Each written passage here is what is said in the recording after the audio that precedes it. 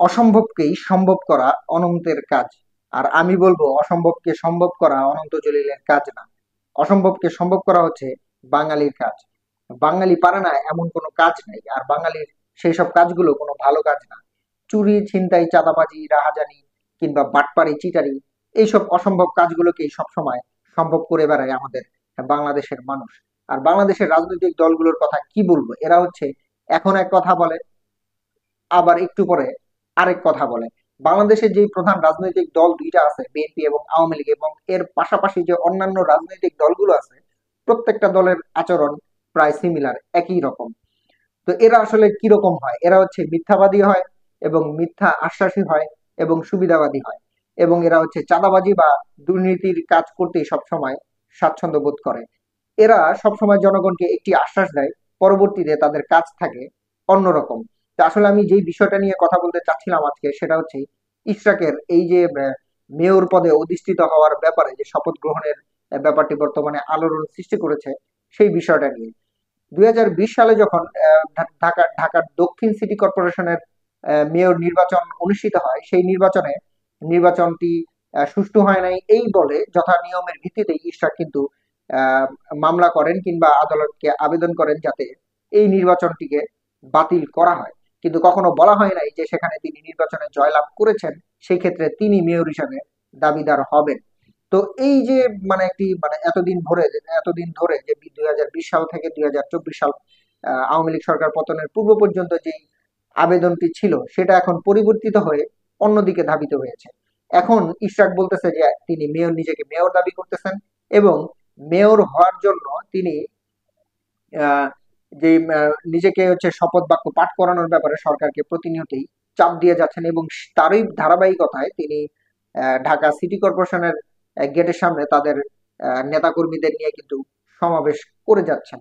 এই যে তারা যে পূর্বে ছিল এক কথা, এখন যে বলতেছে যে আরেকটি কথা, সেটা কিন্তু পুরোপুরি ভাবেই প্রকাশ পায়।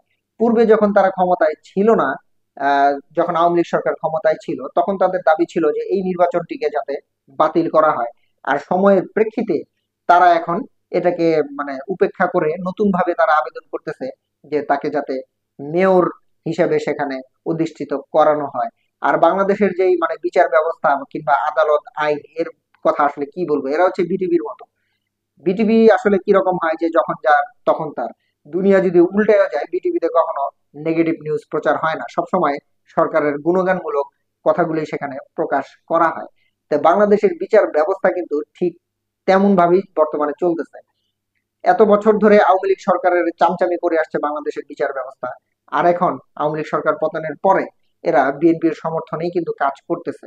এর প্রমাণ হিসেবে যদি আমি উল্লেখ করি, সেটা আসলে বলা যায় যেটা, যে ৫ই আগস্টের পরে যেই পরিমাণ বিএনপির শীর্ষ সন্ত্রাসীরা এই পর্যন্ত মুক্তি পেয়েছেন, সেটা আসলে পুরোপুরিভাবে প্রমাণ করে যে বাংলাদেশের আইন প্রণয়ন ব্যবস্থা বিএনপিকেই সমর্থন করে যাচ্ছে। এবং সব থেকে বড় যেটা প্রমাণ, সেটা হচ্ছে বর্তমানে এই আইন বা বিচার ব্যবস্থা ইশরাককে মেয়র পদে অধিষ্ঠিত হওয়ার ব্যাপারে কোনো, অর্থাৎ শপথ নেওয়ার ব্যাপারে কোনো বাধা আর থাকবে না, এমন একটি রিট জারি করা হয়েছে। তো আমি বলবো যে আসলে মেয়র ইশরাক কেনই বা মেয়র হবে, কারণ হচ্ছে তিনি যেইভাবে আবেদন করেছেন তার ধারাবাহিকতায় যেটা বোঝা যায় যে আসলে কোনোভাবেই তিনি মেয়র অধিষ্ঠিত হবেন না। কারণ সেখানে তিনি নির্বাচনকে বাতিল করতে বলেছেন। তিনি বলেননি যে নির্বাচনে তিনি জয়লাভ করেছেন, সেখানে একটি ভুয়া রিপোর্ট দেওয়া হয়েছে বা আওয়ামী লীগকে সেখানে মিথ্যাভাবে জয়লাভ করানো হয়েছে। তবে এরা হচ্ছে আসলে সুবিধাবাদী। তখন ধরেন এক কথা বলছে, এখন ফায়দা নেওয়ার জন্য, ঢাকাকে আবার কন্ট্রোল করার জন্য তারা এখন আরেক কথা বলতেছে। কিন্তু এতদিন ধরে আমরা আসলে বিএনপি কে দেখে আসছি যে তারা বলে এসেছে যে শেখ হাসিনার প্রত্যেকটা নির্বাচনই ছিল অবৈধ নির্বাচন, কারণ সেই নির্বাচন কোনোভাবেই সঠিক হয় নাই, এবং সেটা হচ্ছে জোরপূর্বক একটি প্রহসন চালিয়ে গিয়েছে হচ্ছে তৎকালীন আওয়ামী লীগ সরকার। আর এখন যে তারা আসলে যে সিটি কর্পোরেশন নির্বাচনটিকে তারা দাবি করতেছেন যে ইশরাক মেয়র হবে, তাহলে তাদের কথার প্রেক্ষিতে বোঝা যায় যে শেখ হাসিনা সরকার যেসব নির্বাচনগুলো এই পর্যন্ত করে এসছে তার প্রত্যেকটি বৈধ ছিল।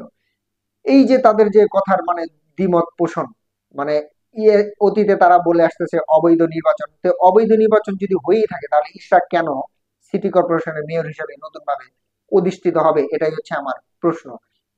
যদি ইশরাককে নতুন ভাবে সিটি কর্পোরেশনের মেয়র হিসেবে দেখতে হয়, তাহলে শেখ হাসিনার প্রত্যেকটি নির্বাচনকে আমি বলবো যে বিএনপির উচিত বৈধতার বৈধতা দেওয়া বা বৈধ বলে স্বীকার করে নেওয়া। কারণ একটা মাত্র নির্বাচনকে আপনি মানে বৈধ বলতেছেন যেটা দিয়ে আপনার ফায়দা হবে, আর বাকি সব নির্বাচনকে বলবেন যে সেগুলো অবৈধ নির্বাচন। এটা কোনোভাবেই কাম্য নয়। এর আগেও আমরা দেখেছি যে রিজভী সাহেব তিনি যখন 5ই আগস্টের পরে আন্দোলন অ্যারেস্ট হয়েছে, 5ই আগস্টে যে অ্যারেস্ট হয়েছিলেন তার পূর্বে 5ই আগস্টের পরে কিন্তু তিনি ছাড়া পেয়েছিলেন এবং তিনি সাংবাদিকদেরকে একটা বিবৃতি প্রকাশ করেছিলেন যে ছাত্রছাত্রীদের কারণেই, এই ছোট ছোট বাচ্চাদের কারণেই তারা আজকে মুক্তি পেয়েছে। হয়তো না হয়তো তাদের লাশ আসলে কোথায় যেত সেটা আসলে বলা মুশকিল ছিল। কিন্তু এখন তারা বলতেছেন যে আসলে আন্দোলনের ক্ষেত্রে ছাত্রছাত্রীদের কোনো গুরুত্বই নাই, তারাই নাকি সবকিছু করেছে। এই যে তাদের যে সুবিধাবাদী যে সুবিধাজনক যে কথা আর মিথ্যা কথা, যে আসলে আগে একরকম বলে এখন আরেক রকম বলে, এটা কিন্তু বাংলাদেশের রাজনৈতিক দলগুলোর পুরোপুরি ভাবে কিন্তু একটা কালচার হিসেবে দাঁড়িয়েছে। তো আমি যেটা বলতে চাচ্ছি যে আসলে দেশকে সামনের দিকে এগিয়ে নিয়ে যাওয়ার ক্ষেত্রে আমরা প্রত্যেকটা নাগরিকের উচিত দেশ নিয়ে ভাবা এবং এইসব ফালতু বিষয়গুলো জনসম্মুখে উন্মুক্ত না করে সরকারকে বা বর্তমানে এই সরকারকে সহযোগিতা প্রদান করা। এটাই হচ্ছে আমার রাজনৈতিক দলগুলোর কাছে আহ্বান থাকবে। এবং আরেকটা যেটা কথা বলবো যে আসলে বিপ্লবের পরে কিন্তু একটা প্রতি বিপ্লব ঘটে। আমরা 5ই আগস্ট বাংলাদেশের জনগণ একটি বিপ্লব ঘটিয়েছিল।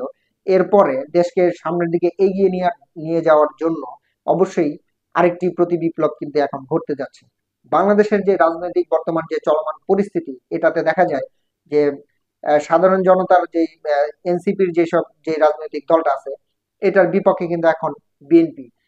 এতদিন ধরে আমরা এই দুই দলের মধ্যে একটা সমন্বয় দেখেছিলাম, কিন্তু এখন তার বিপরীতে কিন্তু এখন সারা বাংলাদেশে চলতেছে। দুইটা কিন্তু এখন মুখোমুখি সংঘর্ষের মধ্য দিয়ে যাচ্ছে। একদিকে যেমন ইশরাক আন্দোলন করে যাচ্ছে তার মেয়র পদে অধিষ্ঠিত হওয়ার ব্যাপারে, অপরদিকে নির্বাচন কমিশনের সামনে কিন্তু এনসিপি কিংবা সাধারণ শিক্ষার্থীরা কিন্তু অবস্থান নিতেছে এটাকে পুরোপুরিভাবে বানচাল করার জন্য। তো আমি যেটা বলতে চাই যে আসলে দেশের অর্থনৈতিক ক্ষেত্রে উন্নয়ন করার জন্য এই আন্দোলনগুলো বন্ধ করে সরকারকে সহযোগিতা করাই হচ্ছে আমাদের বাংলাদেশের নাগরিকের প্রধান কর্তব্য ও কাজ।